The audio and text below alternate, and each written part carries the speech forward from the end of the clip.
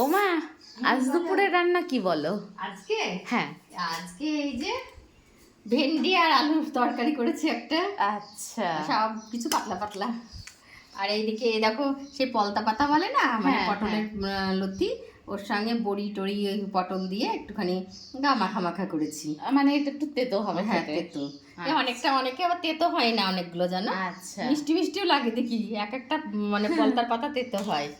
আর এদিকে দেখো দই কাতলা করেছি। ও ওয়াও, গরমের সময় এই যে দই কাতলা, এই যে দারুণ হয়েছে, একদম ক্রিমি ক্রিমি।